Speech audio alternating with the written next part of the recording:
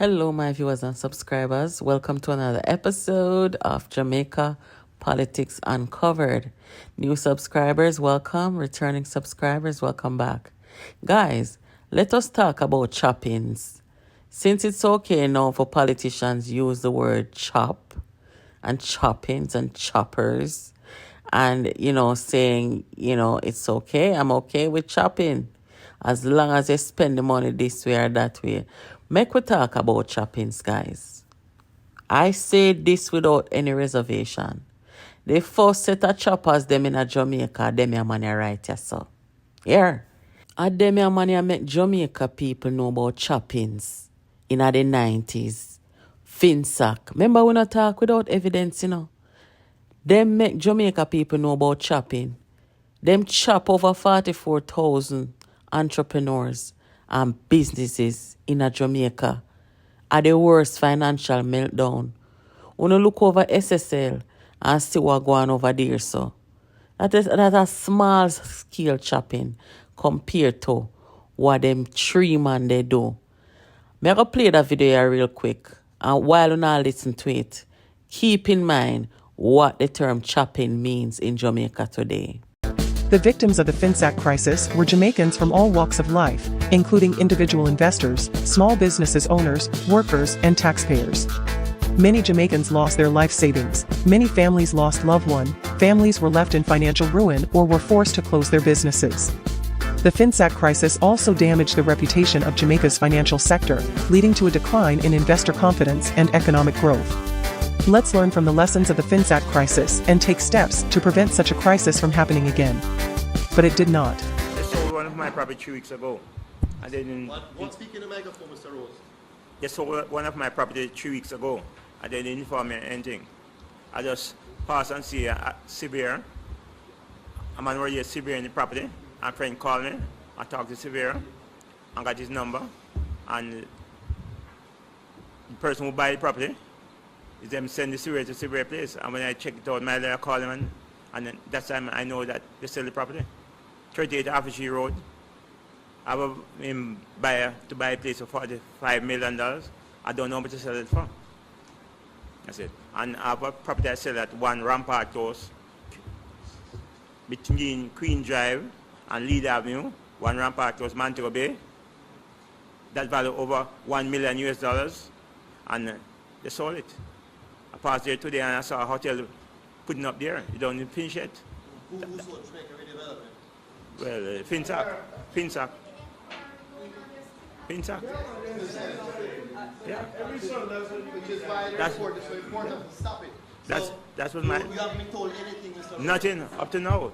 One, Mr. Erskine, that's how the hotel. Next door, the Erskine, he buy 1 Rampart Close, at corner of Lead Avenue. That's it. Yeah, Lead Avenue and Queen Drive. I just have no hotel putting up right here. That's my property. I saw it today for the first time. So, Mr. Rose, when you borrowed, what was the interest rate you borrowed at with the bank? I borrowed my money at the bank at 65%. 65. And what did it go to? What was it the loan? What did that loan balloon to based on the interest rate? Well, the interest rate, it went up to 121%. And you never contemplated our interest rate went up to that level? No. And when you were, But I was serving. You saw the contract saying that this is a variable interest rate, that they could increase it if they wanted to. Yes, sir. But you were not aware that they would have gone to double that type of amount. No, sir. But at the same time, 2 bank managers, Melon Tapper and Winston Mackenzie, they defraud me. They draw $145 million out of my account. So I did have a case with the bank before. Okay. What bank was that? Workers Bank, CIBC, and Trafalgar Bank. Okay. $121 million at Workers Bank, and between CIBC and Trafalgar Bank, they draw the rest. And that information was given to the inquiry? That information you're telling Yeah, us everything. The case is in court right now. Mr. Tapper found guilty in the Privy Council last year. Oh. The same case, Melon Tapper. I didn't know that. Yeah. I went in Privy Council last year. Okay. So I'm working on the civil matter now. But at the same time, they're selling off my property. And you wanted to stop selling your property? Yeah, I would love them to stop selling my They should stop property. selling your Because next thing when sell my house that I'm living in. That's it. Yeah. My light cut off 2 weeks now. I get light from my neighbor right now. I can't pay. Well, you say, Mr. Rose, thank you. Is that it, Mr. Rose? Yes. Is there anything you want to say? Well, I'd love them to stop, sell my property, and to come out with a report.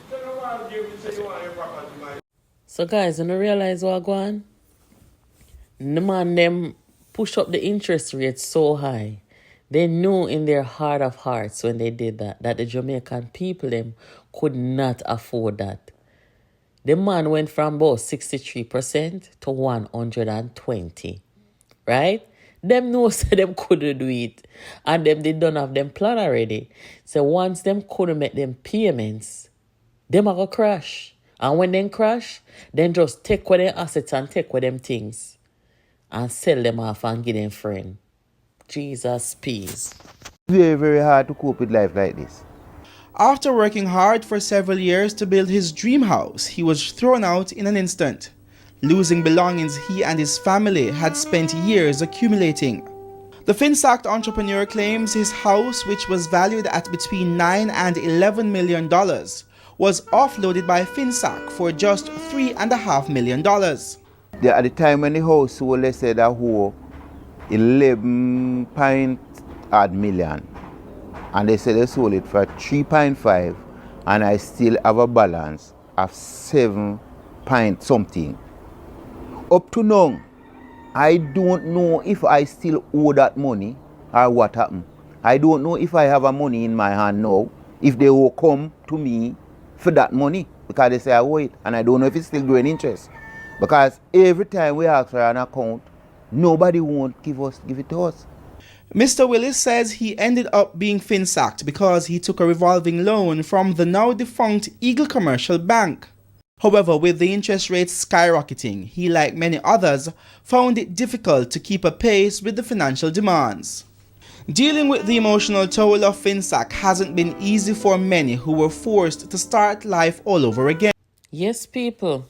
And them invent chopping in a Jamaica. Yeah, they did. So the truth of the matter is, yeah, it's been going on. It's been going on. Of course, the way they did it caused a more catastrophic domino effect kind of event, right? As I say, over 44,000 Jamaicans, black people, wipe right out. So the chopping where them boy are going with you now, and the chopping where SSL are going with, and them your people here set the train, and them I learn from. And because they got away with it. You know, say none of them not go to prison. None of them not go to prison. Omar Davis wasn't even fired from the cabinet by PJ Patterson and Bunting and Golden. As them don't make them money, so they sell out DB&G to Scotia. The man them were so dangerous. That's all them own friend them chop. Oh my God. When you remember when they do Carl Blight? Poor Carl Blight. Them chop all their friend. Mighty God of Daniel. A whole heap of people in the politics get chopped, They just not talk. Maybe they're too embarrassed, too vulnerable of a situation to admit how broke they are because they've lost everything. A most devastating event that was created and caused by people who call themselves politicians. The interesting about this all is they knew what they were doing and they knew what would happen. Because they could have easily calculate and assess the damage before it happened. They knew that once these interest rates were impossible to meet, that they would crush the small business people, the entrepreneurs of the country. They knew, and they knew that it would benefit them and how they would benefit from it. They didn't care about the losses of the people who were involved. No, it didn't matter. So it was created by people who knew they would benefit. And the devastation that would follow, it didn't matter to them. This is a serious, different level kind of choppings, right? So yeah, man, them create chopping and, people follow. It's quite simple. So they're back for more. And we expect nothing more or nothing less from them but to chop the people them in a one way or another. In the same way, they told the PNP people, hey, me up going to $10 million if you not elect my president. Them get elected president, I'll know the people them not say the 10 million.